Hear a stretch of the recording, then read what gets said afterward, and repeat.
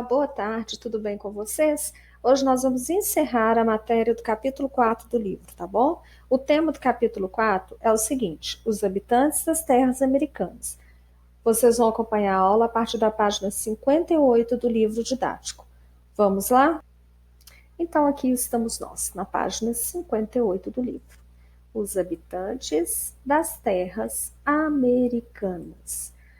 Quando os primeiros seres humanos chegaram ao Brasil, as características do nosso país eram diferentes das características atuais, das características de hoje. Então, como que era o nosso país?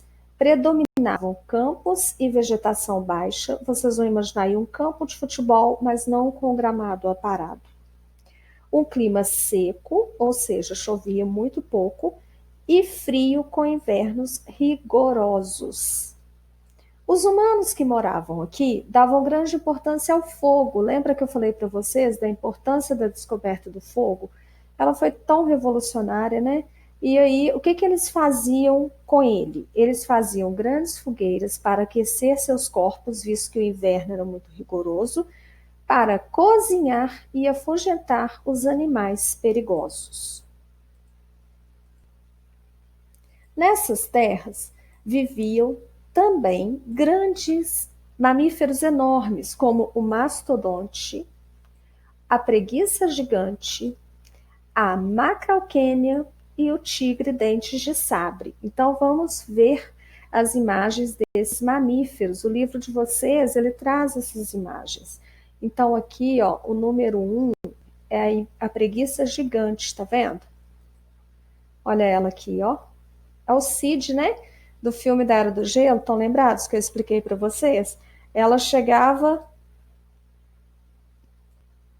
ela chegava a atingir 6 metros de altura e conseguia os alimentos nas árvores mais altas e de difícil acesso. Depois, o número 2 é o mastodonte. Ele lembra um elefante africano, tá vendo? Então, olha aqui o mastodonte. É esse animal aqui. O número 3 é a macrauquênia. Ela vai lembrar um camelo. É esse mamífero aqui.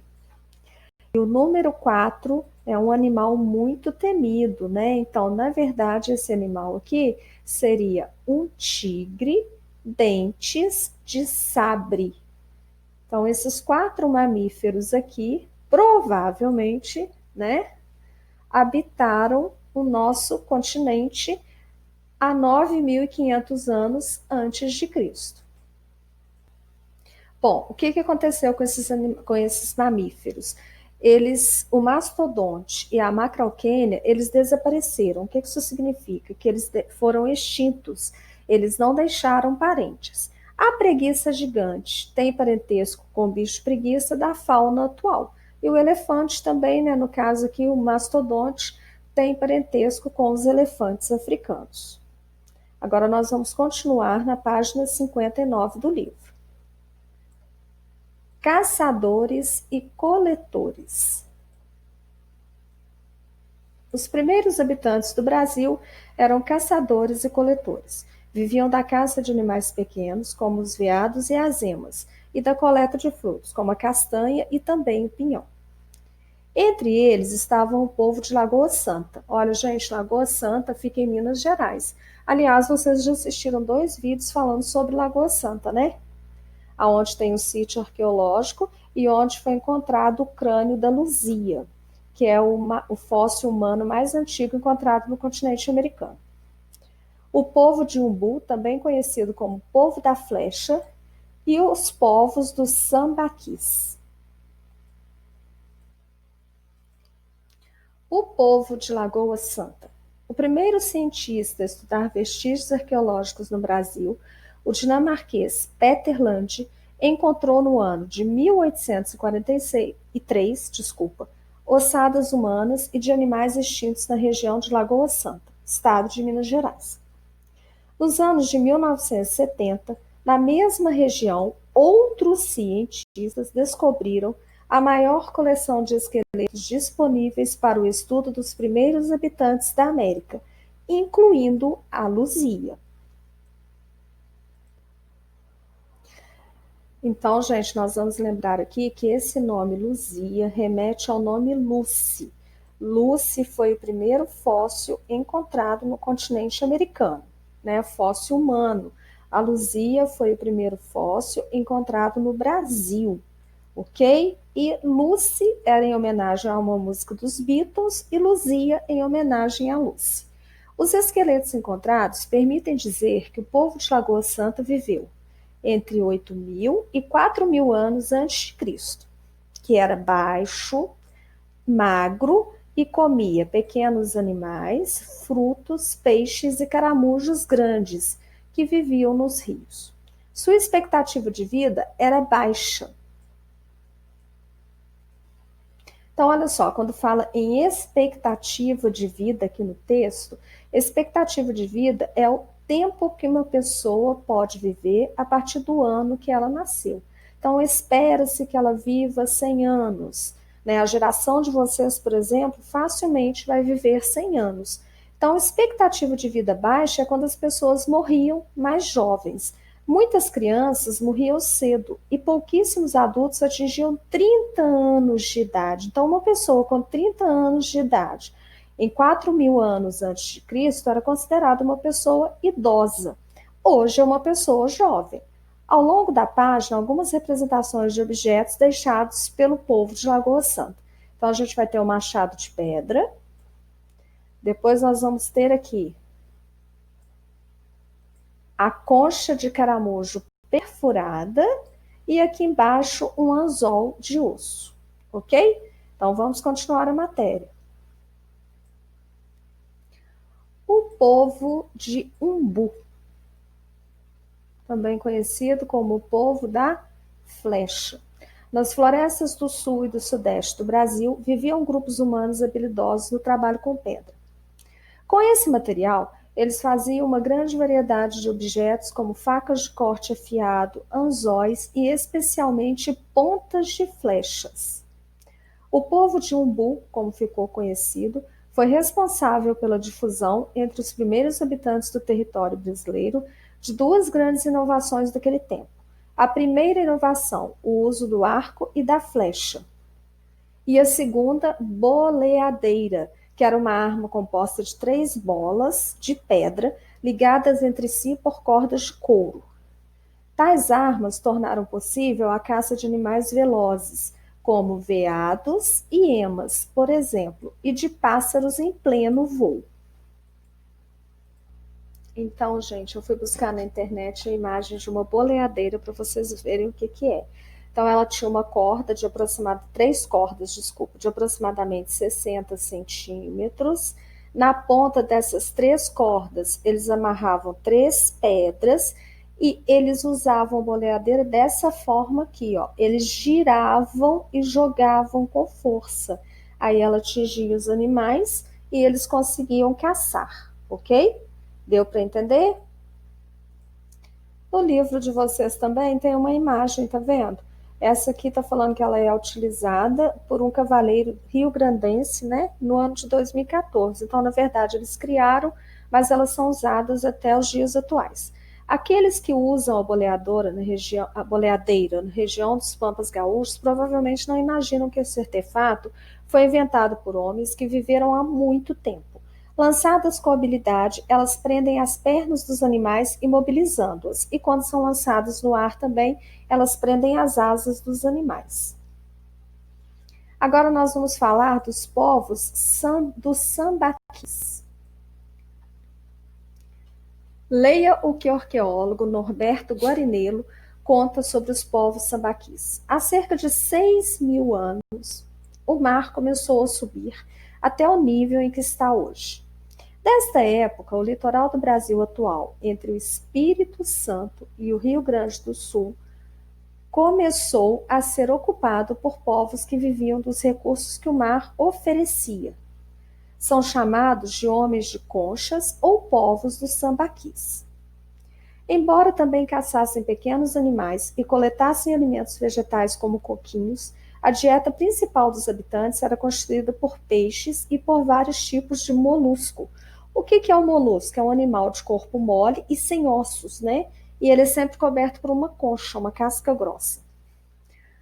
O alimento era tão abundante que esses povos não precisavam, como os do interior, mudar constantemente de local. Eles escolhiam um lugar elevado, perto da praia, em especial se havia água doce por perto, e aí se estabeleciam. Ou seja, né, a gente tinha uma vida muito boa, né? Vamos combinar.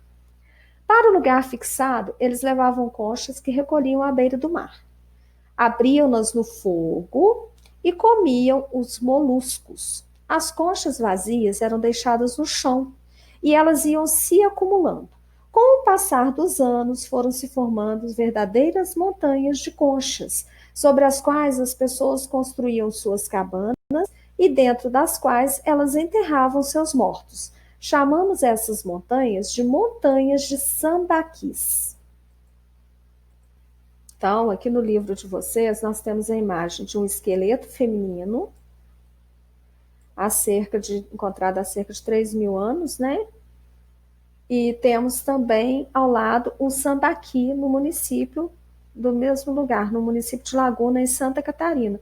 Então, eles iam amontoando as conchas e essas conchas foram sobrevivendo até os dias de hoje, né?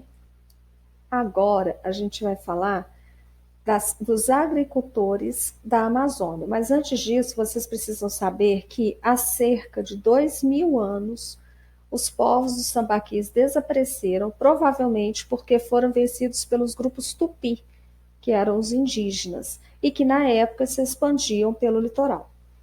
Agricultores da Amazônia.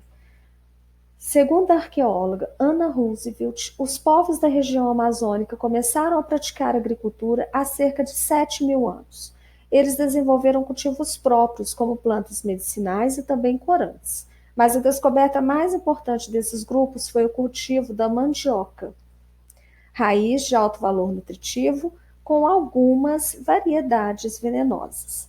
Os agricultores da Amazônia descobriram que, ralando, prensando e torrando essas espécies de mandioca, eles conseguiam extrair o veneno que elas continham. E aí eles produziam alimentos como a farinha, o beiju e a tapioca. Então, gente, aqui nós temos, né, foto na imagem número 1. As raízes da mandioca, que é o que a gente consome, né, inclusive aqui na nossa região. Aqui é uma índia fazendo ralando a mandioca, né, para poder fazer a farinha de mandioca, o beiju, e aqui nós temos a tapioca, que hoje em dia é um prato conhecido no Brasil inteiro, mas ele é muito típico da região nordeste do Brasil e também lá da Amazônia, ok?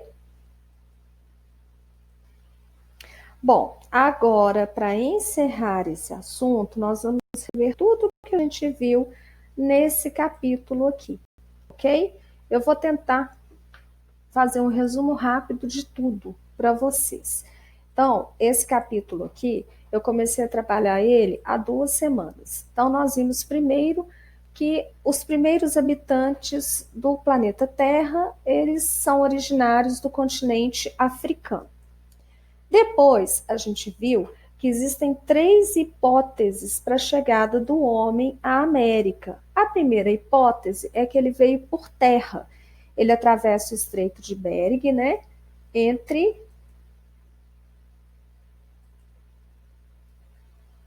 a região da Rússia e esse pedacinho aqui, ó. Então, deixa eu aumentar o mapa para vocês verem melhor, tá bom? Só um minutinho. Então, a primeira hipótese fala que o homem saiu da Sibéria, né, e ele vem pelo Alasca até chegar no continente americano. A segunda hipótese fala que não, que ele sai da Oceania, usa pequenas embarcações e chega na América do Sul. E a terceira hipótese que nós temos é a do multipovoamento, ou seja, ele veio tanto por aqui quanto por aqui. Essas foram as 3 hipóteses da chegada do homem ao continente americano. Depois vocês viram a história da Luzia, que é o primeiro fóssil encontrado no Brasil, né? E que é um fóssil. Nós vimos a história da Luzia, né? Lá em Lagoa Santa. Nós vimos até uma entrevista com o Walter Neves, falando sobre toda a história da Luzia. Depois, nós vimos a história da Niede Guidon, que também é uma arqueóloga, e ela fala também sobre a questão de uma terceira hipótese da chegada do homem ao continente americano. E para finalizar, nós falamos hoje sobre os habitantes das terras americanas. Agora nós vamos fazer as seguintes atividades para encerrar o assunto.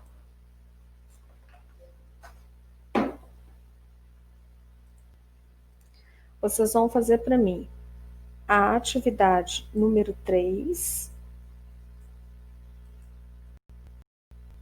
que é essa atividade aqui, ó. Vocês vão assinalar incorreta, então não precisa copiar. Basta ler a atividade e anotar a resposta certa. Depois, na página seguinte, vocês vão fazer para mim a atividade número 4. Também não precisa copiar, basta responder a letra A e a letra B. A número 6, onde vocês vão elaborar um quadro sobre as principais características dos primeiros habitantes das terras onde hoje é o nosso país. Essa aqui da página 65, vocês já fizeram para mim, então não precisa fazer mais. Então vamos retomar aqui rapidinho.